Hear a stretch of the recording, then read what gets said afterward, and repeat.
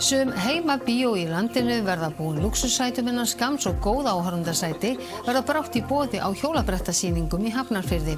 Mörg bíósæti sambíóanna í Álfabakka fluttu á ný heimili í dag.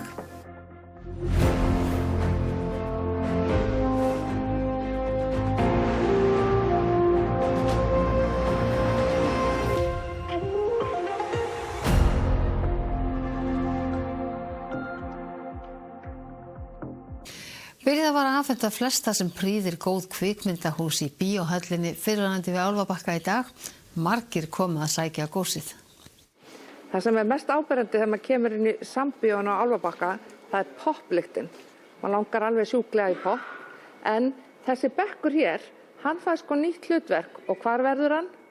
Hann verður notaður í líkamsræktarsal á Hellu. Heyrðu drengir, hvert það að fara með þetta? Þetta fer á lítið svona hótel á Hellu sem ég er að búa til. Ertu ekki að fá þetta góðum prís þá? Æðislegu verði. Þetta virðist nú vera sæmilega farið. Já, þetta er bara sérst ekki á þessu. Nei.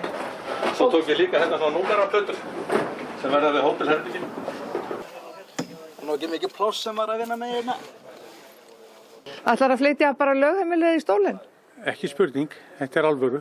Hvaða græjur er í þessum stól? Það er bara allt í þessu.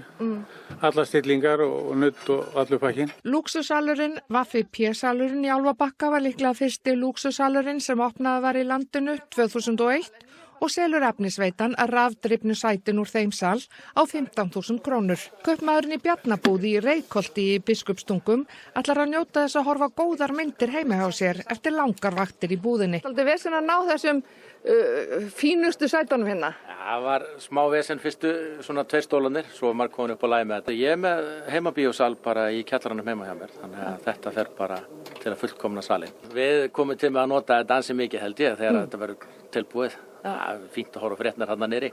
Brettafélag Hafnarfjarðar BFH fékk nýtt húsnæði í hittifyrra og nú bætaðu við 20 bíósætum. Við erum að gera endurbætur á salnum okkar og þetta verða áhorfendastúkurnar sko. Er þetta með góð aðstöðu? Við erum frábæra aðstöðu. Besta aðstöðu á landinu og nú er aðstæðan ennþá betri fyrir foreldra og áhorfendur á keppni. Hvernig fóruð þið að velja? Herru, við völdum bara röðina. Við skoðum hana vel og vandlega. Já, minnsta tyggjóið og minnsta lyktin sko.